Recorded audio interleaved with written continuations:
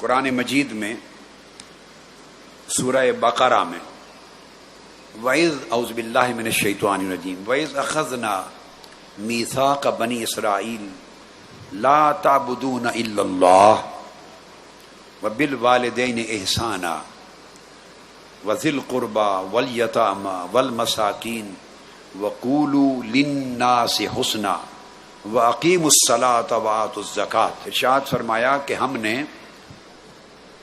بنی اسرائیل سے بھی یہ وعدہ لیا تھا، یعنی آقا علیہ الصلوۃ والسلام کی امت سے پہلے بنی اسرائیل کی امت تھی نا، جو سیدنا یعقوب علیہ السلام سے شروع ہو گئی تھی امت۔ تو یعقوب علیہ السلام کو ماننے والے، یوسف علیہ السلام کو ماننے والے، پھر حضرت موسیٰ علیہ السلام کو ماننے والے، حتیٰ کہ حضرت عیسیٰ علیہ السلام خود بھی بنی اسرائیل میں سے تھے۔ اور موسیٰ علیہ السلام کے بعد وہ قوم، ان کی امت پھر یہود کہلاتی تھی، اور عیسیٰ علیہ السلام پر ایمان لانے والے پھر نصارہ کہلاتے تھے۔ مگر یہ دونوں لڑیاں، دونوں نسلیں بنیادی طور پہ بنی اسرائیلی تھی۔ ارشاد فرمایا کہ ہم نے اے امت محمدی صلی اللہ علیہ وسلم، اے مسلمانوں، تم سے پہلے ہم نے بنی اسرائیل سے بھی یہ وعدہ لیا تھا کہ اللہ کے سوا کسی اور کی عبادت نہ کرنا، یعنی توحید کا سبق دیا تھا اور شرک سے روکا تھا۔ تو اللہ کی توحید کے حکم کے ساتھ دوسرا حکم دیا تھا وَبِالْوَالِدَيْنِ إِحْسَانًا، اور اپنے ماں باپ کے ساتھ بڑا اچھا سلوک کرنا، ماں باپ کے ساتھ بھلائی کے ساتھ پیش آنا،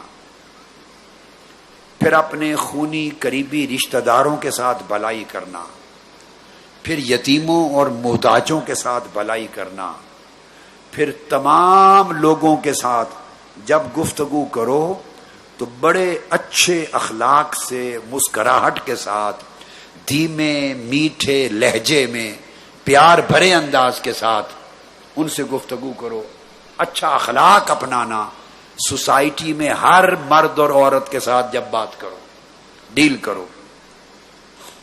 یہ ساری تعلیم بیان کر کے ان کے بعد ارشاد فرمایا وَأَقِیمُوا الصَّلَاةَ وَآتُوا الزَّکَاةَ، اور یہ بھی وعدہ لیا تھا کہ نماز قائم کرنا اور زکوٰۃ دیتے رہنا۔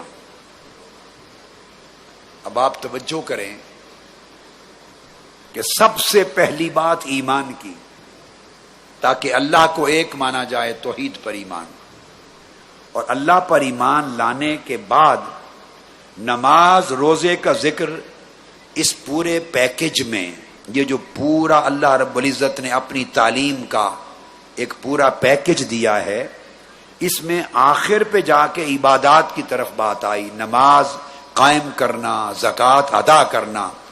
نماز اور زکوٰۃ کے حکم سے بھی پہلے فرمایا والدین کے ساتھ بھلائی سے پیش آنا، رشتہ داروں پر احسان کرنا، سوسائٹی میں یتیموں، محتاجوں اور غریبوں کے ساتھ بھلائی کرنا، اور سوسائٹی کے ہر فرد کے ساتھ اچھے اخلاق سے پیش آنا۔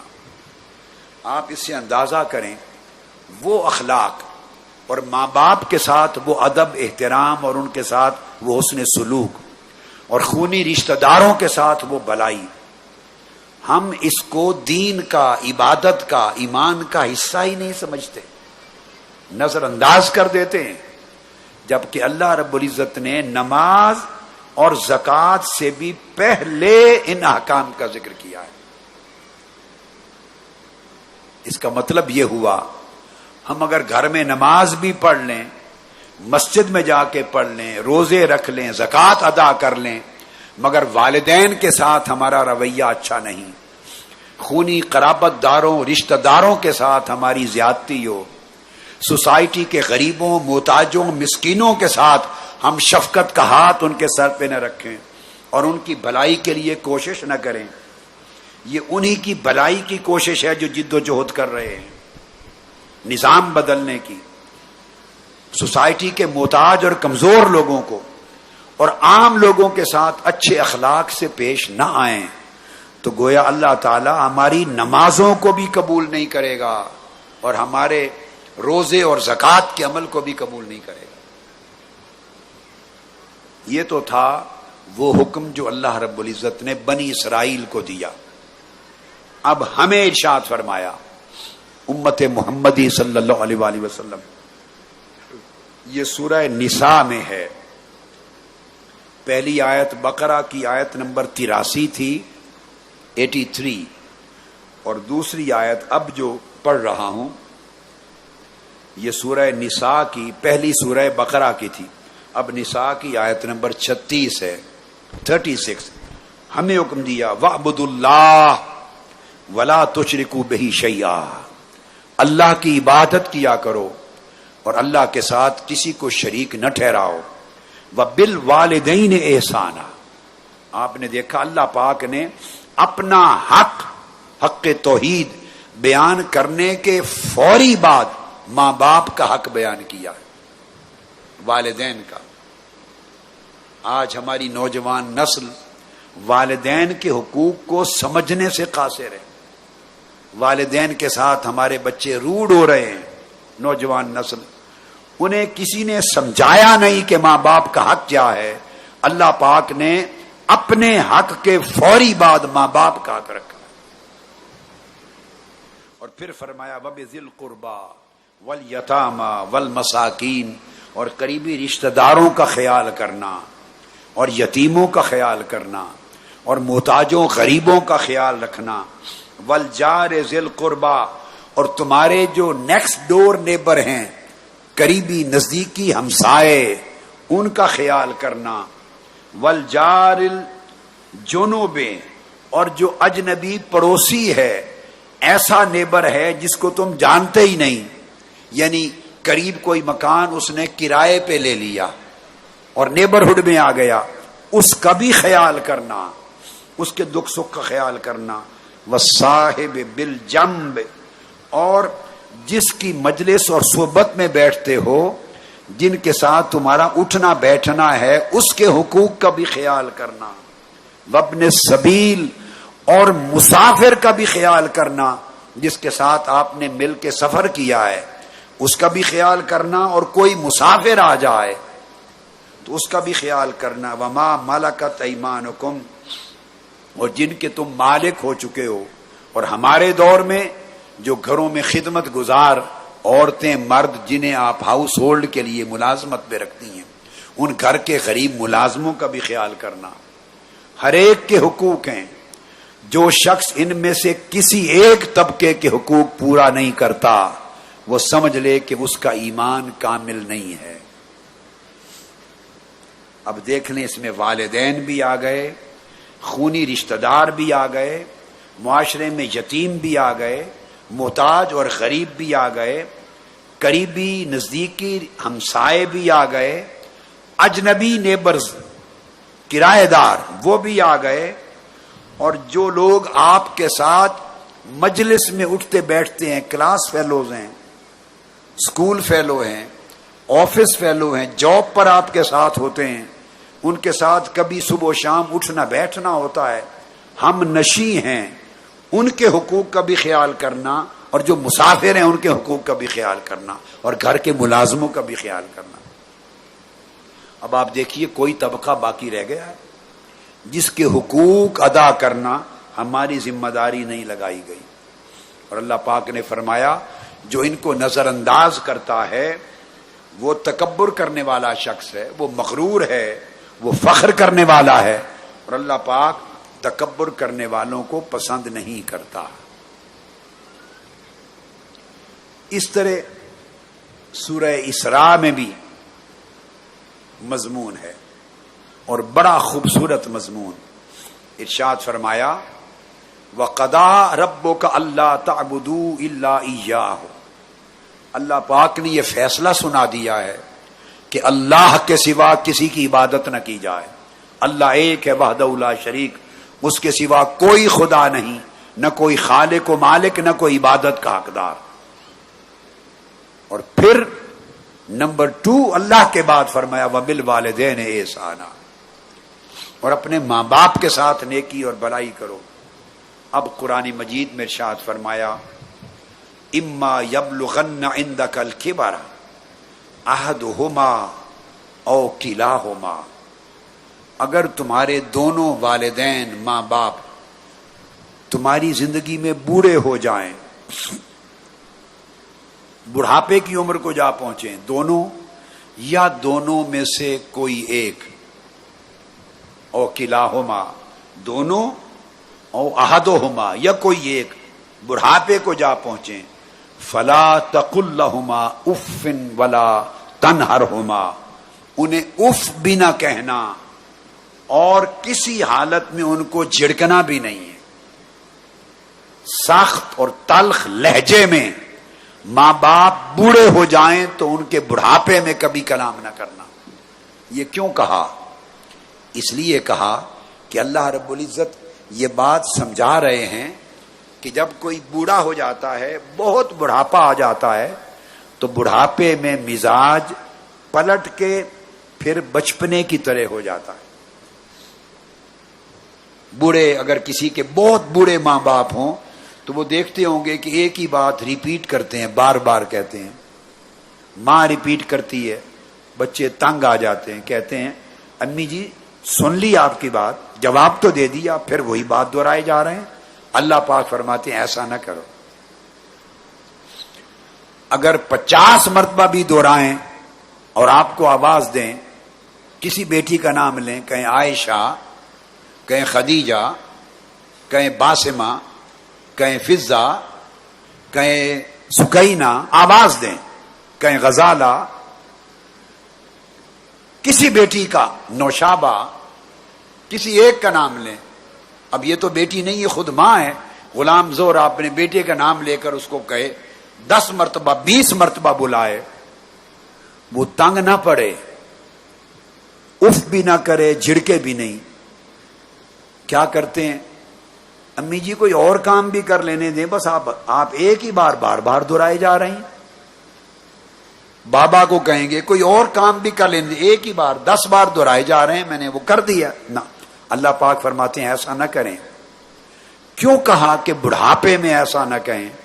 اللہ تعالی ہمیں سمجھا رہے ہیں کہ جب بہت بڑھاپا ہو جاتا ہے تو طبیعت پلٹ کے بچپن کی طرف چلی جاتی ہے، تو بوڑھے لوگوں کا مزاج اور طبیعت بچوں کی سی ہو جاتی ہے۔ جیسے بچہ ضد کرتا ہے، بار بار ایک ہی چیز ریپیٹ کرتا ہے، میں نے یہ لینا، میں نے یہ لینا، یہ کر دیں، بار بار ریپیٹ کرتا ہے، اور وہ آپ کا بیٹا اور آپ کی بیٹی ہوتی ہے تو آپ تنگ نہیں پڑتے۔ تو اللہ پاک سمجھانا چاہتا ہے کہ تم یاد کرو اپنے اس بچپن کو جب تمہاری عمر 2 سال تھی، 3 سال تھی، اور تم ضد کرتے تھے اور 100 بار ایک چیز مانگتے تھے، اور تمہارے ماں باپ تمہیں پیار کرتے تھے، لاڈ کرتے تھے، جھڑکتے نہیں تھے۔ اب تم جوان ہو، ماں باپ بوڑھے ہو کر تمہاری 2 سال کی عمر کی طرح ان کا مزاج ہو گیا ہے۔ اگر وہ بار بار کہیں تو تم اپنا بچپن یاد کر کے ان سے شفقت کے ساتھ قائم آؤ، پیش آؤ۔ یہ سبق دیا جا رہا ہے۔ میں امید کروں گا آج کا درس جب لے کے جائیں گی پلٹ کر، تو میری بیٹیاں جب جائیں گی اور جن کے ماں باپ بوڑھے ہیں وہ تو حیران ہو جائیں گے سن کر کہ یہ بیٹی کیا بن کے آئی ہے، یہ بیٹا جوان اعتکاف میں جو آیا اس کو کیا ہو گیا ہے، یہ تو فرشتہ بن گیا ہے، اس کے اندر تو غصہ ہی ختم ہو گیا ہے۔ اور پھر اللہ پاک نے فرمایا وَقُلْ لَهُمَا قَوْلًا كَرِيمًا، اور ان کے ساتھ بڑے ادب سے بات کیا کرو، ادب سے۔ ماں نہ کہا کرو، ماں جی، امی جی، جو بھی آپ کا رواج ہے، ابو جی، ادب کے ساتھ بات کرو۔ بابا، جو بھی پیار کا لفظ ہو ان کو اس طرح پکارو۔ اور پھر فرمایا وَاخْفِضْ لَهُمَا جَنَاحَ الذُّلِّ مِنَ الرَّحْمَةِ، اور ادب کے ساتھ، نرم دلی کے ساتھ اور عجز اور انکساری کے ساتھ اپنے بازو جھکائے رکھا کرو، یعنی سراپا ادب، رحمت و شفقت اور پیار بنے رہا کرو اپنے بوڑھے والدین کے لیے۔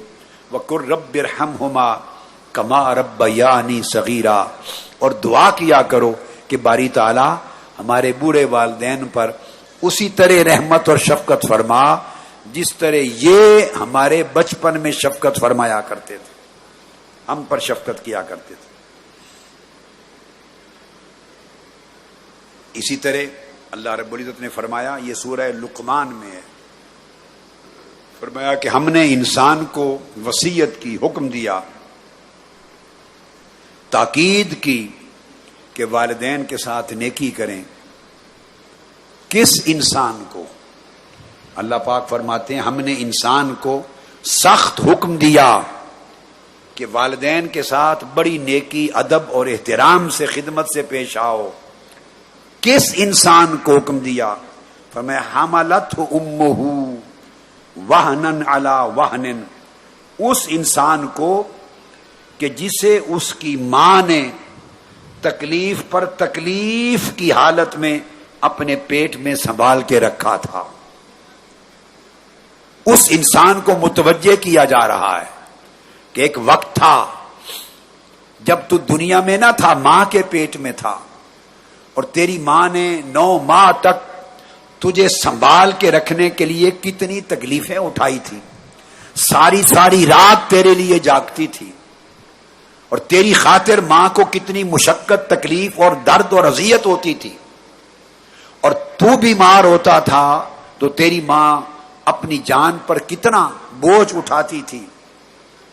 اسی طرح فرمایا وَفِصَالُهُ فِي عَامَيْنِ، اور اس انسان کو حکم دیا کہ والدین سے نیکی کر کہ جب وہ پیدا ہو گیا تھا تو 2 سال تک اس کی ماں نے، جب وہ خود کھانے پینے کے قابل نہ تھا تو اس کی ماں اس کو دودھ پلاتی تھی،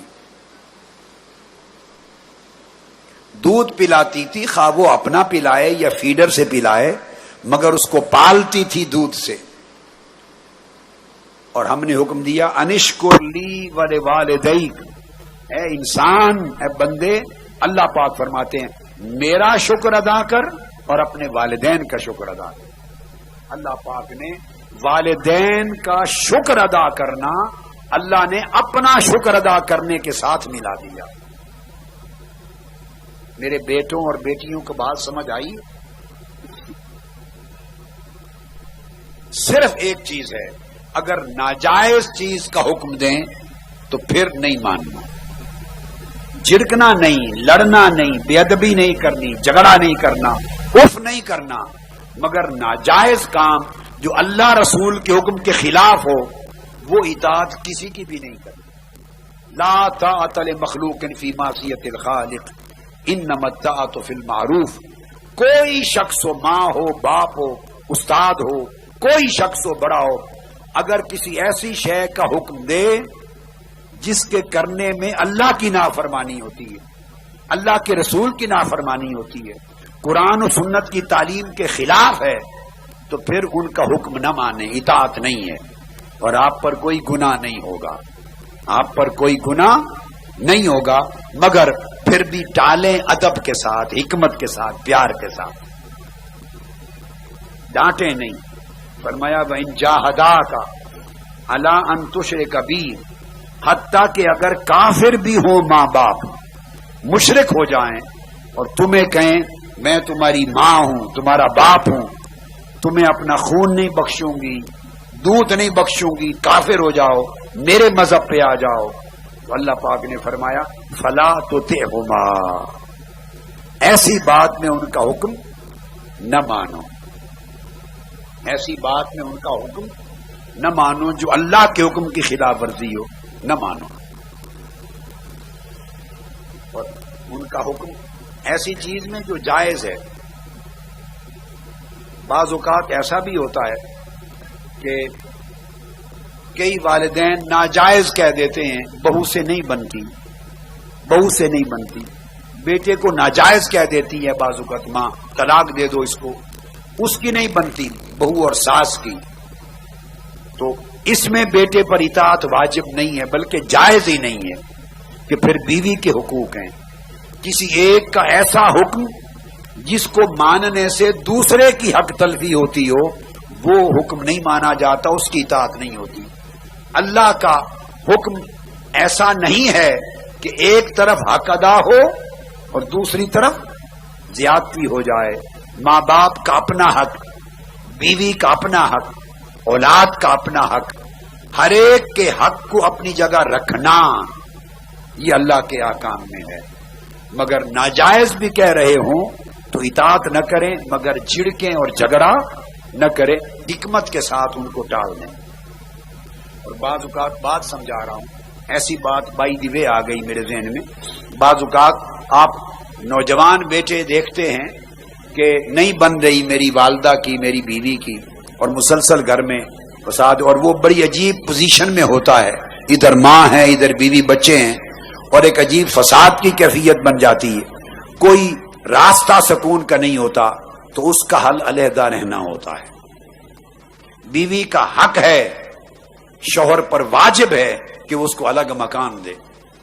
جوائنٹ فیملی اگر اچھی زندگی گزرے تو اچھا ہے، یہ کلچر ہے ہمارا، دین نہیں ہے.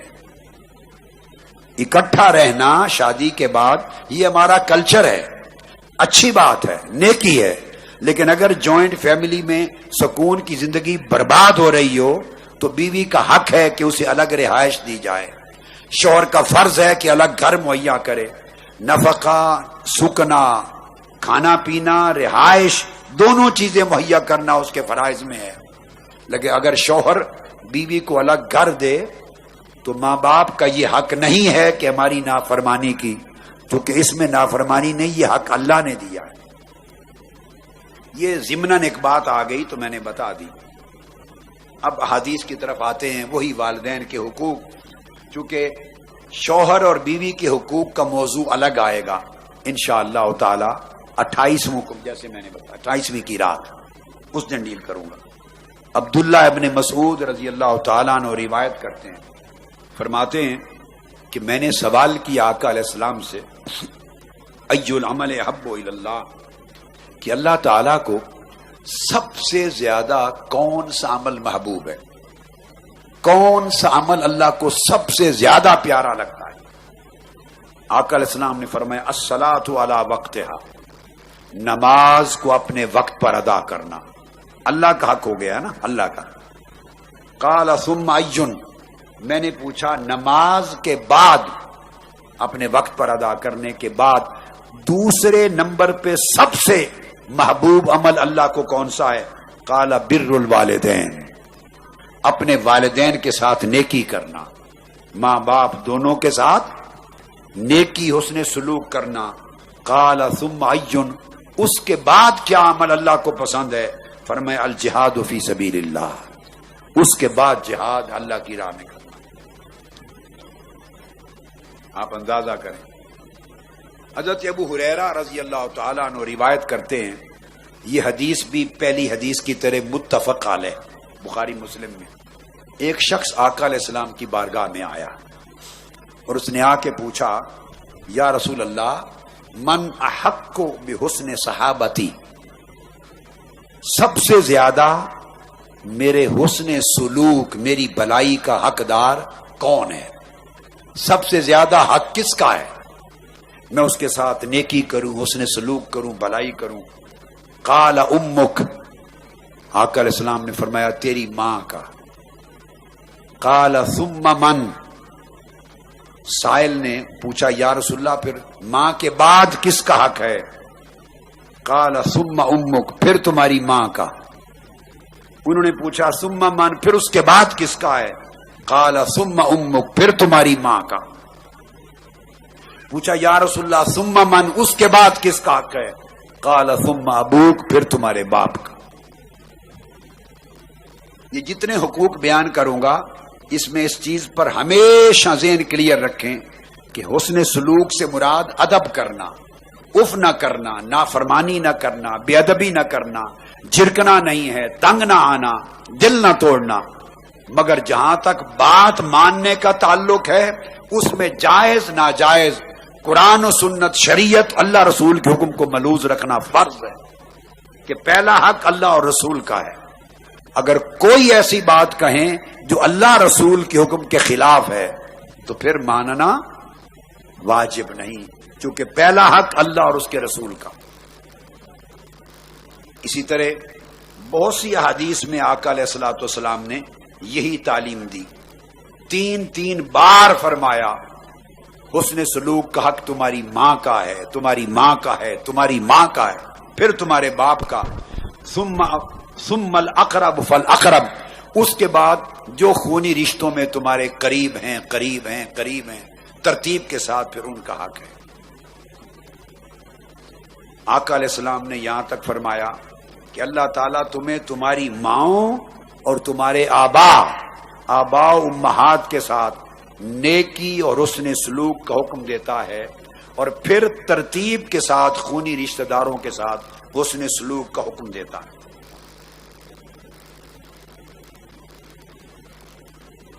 حضرت طارق المحاربی روایت کرتے ہیں، فرماتے ہیں کہ ہم مدینہ طیبہ حاضر ہوئے آقا علیہ السلام کی زیارت کے لیے، تو حضور علیہ السلام مسجد نبوی میں منبر پہ قیام فرما تھے اور خطبہ ارشاد فرما رہے تھے،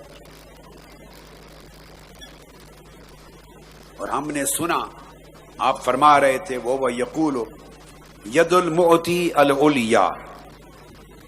آپ نے فرمایا کہ غریب کو دینے والا ہاتھ بڑا بلند ہاتھ ہوتا ہے، سخاوت کرنے والا، خرچ کرنے والا، دینے والا ہاتھ اس کا درجہ بلند ہے.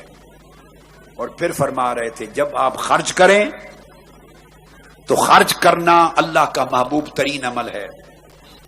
مال اللہ کی رضا پر خرچ کرنے سے کم نہیں ہوتا. اور پھر فرمایا خرچ کرو تو اس کی ترتیب کیا ہے، وابدأ بمن تعول، جو لوگ تمہارے ڈیپینڈنٹس ہیں، جن کی کفالت اور پرورش تمہاری ذمہ داری ہے، یعنی بیوی بچے، ان سے شروع کرو. جن کی کفالت آپ کا فریضہ ہے ان سے شروع کرو. اور ان کے نام کے ساتھ پھر فرمایا امہ کا، اپنی ماں کی کفالت کرو، و ابا کا، اپنے باپ کی پر خرچ کرو، اختہ کا، پھر اپنی بہن پر خرچ کرو اگر وہ ضرورت مند ہیں، غریب ہیں، حاجت مند ہیں، و اخا کا، پھر اپنے بھائی پر خرچ کرو، ثم ادنا کا، پھر اسی طرح جو درجہ بدرجہ تمہارے قریبی رشتہ دار ہوں ان پر خرچ کرتے چلے جاؤ. اللہ رب العزت نے ایک ترتیب بتا دی اور آقا علیہ السلام نے اسے امت تک پہنچا دی. پھر حضرت عبداللہ بن عمرو رضی اللہ تعالیٰ عنہ روایت کرتے ہیں، اور یہ حدیث بھی متفق علیہ بخاری مسلم میں ہے، کہتے ہیں کہ ایک شخص آقا علیہ السلام کی بارگاہ میں آیا. اقبل رجل الى رسول اللہ صلی اللہ علیہ وسلم فقال ابایعک علی الہجرۃ والجہاد ابتغی الاجر من اللہ. یا رسول اللہ، میں آپ کے دست مبارک پر ہاتھ پر بیعت کرنا چاہتا ہوں ہجرت کے لیے اور جہاد کے لیے. میرا ارادہ ہے گھر سے چلا جاؤں، ہجرت کروں اور اللہ کی راہ میں جہاد کروں، ان دو چیزوں کی بیعت کرنے آیا ہوں. آقا علیہ السلام نے اس کی بات سن کر فرمایا فَهَلْ مِنْ وَالِدَيْكَ أَحَدٌ حَيٌّ، کیا تمہارے والدین میں سے کوئی ایک زندہ ہے؟ قال نعم بل کلاہما حی، اس نے کہا یا رسول اللہ ہاں دونوں زندہ ہیں. آقا علیہ السلام نے فرمایا فَتَبْتَغِي الْأَجْرَ مِنَ اللَّهِ قال نعم، تو پھر اس نے آقا علیہ السلام نے فرمایا پھر چاہتے ہو اللہ سے اجر حاصل کرنا؟ اس نے عرض کی یا رسول اللہ جی ہاں اللہ سے اجر حاصل کرنا چاہتا ہوں، ہجرت کا بھی جہاد کا. آپ نے فرمایا فرجع الی والدیک فاحسن صحبتہما، گھر لوٹ جاؤ، اپنے والدین کی خدمت کرو. ماں باپ کی خدمت کرنے میں تمہیں ہجرت کا اجر بھی مل جائے گا، جہاد کا ثواب بھی مل جائے گا. اور ایک حدیث میں آقا علیہ السلام نے فرمایا قال ففیہما فجاہد، جو جہاد کرنا چاہتے ہو جاؤ والدین کی خدمت میں جہاد کرو.